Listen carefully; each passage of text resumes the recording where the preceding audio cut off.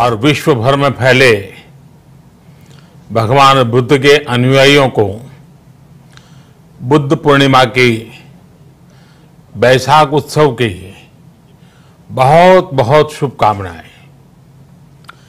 ये मेरा सौभाग्य है कि मुझे पहले भी इस पवित्र दिन पर आपसे मिलने, आप सभी से आशीर्वाद लेने का अवसर मिलता रहा है। 2015 और 2018 में दिल्ली में और साल 2017 में कोलंबो में मुझे इस कार्यक्रम से जुड़ने का, आपके बीच आने का मौका मिला था। हाँ, इस बार परिस्थितियां ही कुछ और हैं, इसलिए आमने सामने आकर के आपसे मुलाकात नहीं हो पा रही। साथियों, भगवान बुद्ध का वचन है, मनो पुब्बम गमा धम्मा, मनोसेट्टा मनोमया, यानी धम्म मन से ही होता है, मन ही प्रधान है, सारी प्रवृत्तियों का अगुवा है। इसलिए आपका और मेरा मन का जो जुड़ाव है, उसके कारण सशरीर उपस्थिति की कभी उतनी महसूस नहीं होती।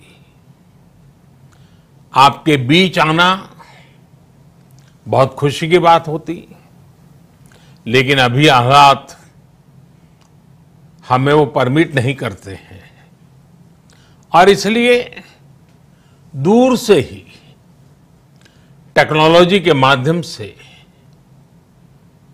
आपने मुझे अपनी बात रखने का अवसर दिया। इससे बढ़कर के संतोष और क्या हो सकता है। साथियों, लॉकडाउन की इस विकट परिस्थितियों में भी वर्चुअल बैसाख बुद्ध पूर्णिमा दिवस समारोह, इसके इस आयोजन के लिए अंतर्राष्ट्रीय बौद्ध संघ प्रशंसा के पात्र है। आपके इस अभिनव प्रयास के कारण ही इस आयोजन में विश्व भर के लाखों अनुयायी एक दूसरे के साथ जुड़ रहे हैं। लुम्बिनी, बोधगया, सारनाथ और कुशीनगर के अलावा श्रीलंका के श्री अनुराधापुर स्तूप और वासुदेवा मंदिर में हो रहे समारोहों का इस तरह एकीकरण कितनी अद्भुत कल्पना है, कितना सुंदर दृश्य है।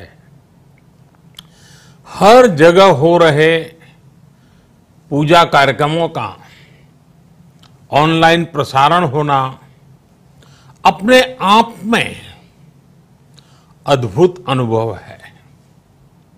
आपने इस समारोह को कोरोना वैश्विक महामारी से मुकाबला कर रहे पूरी दुनिया के हेल्थ वर्कर्स और दूसरे सेवा कर्मियों के लिए प्रार्थना सप्ताह के रूप में मनाने का संकल्प लिया है।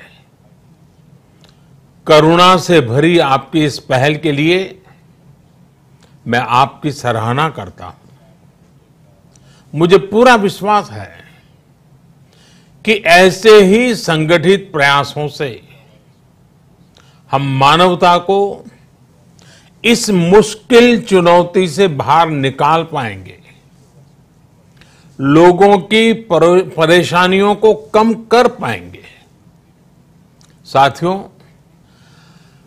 प्रत्येक जीवन की मुश्किल को दूर करने के संदेश और संकल्प ने भारत की सभ्यता को संस्कृति को हमेशा दिशा दिखाई है। भगवान बुद्ध ने भारत की संस्कृति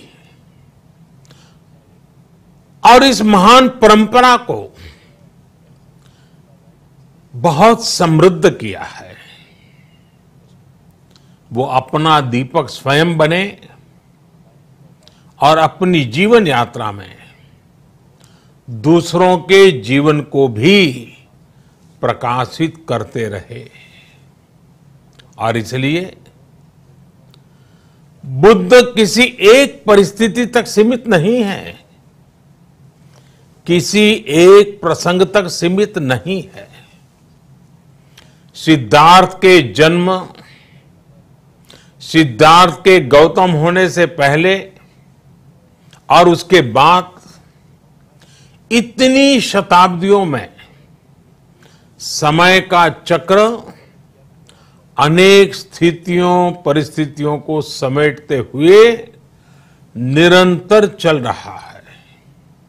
समय बदला, स्थिति बदली, समाज की व्यवस्थाएं बदली, लेकिन भगवान बुद्ध का संदेश हमारे जीवन में निरंतर प्रवाहमान रहा है।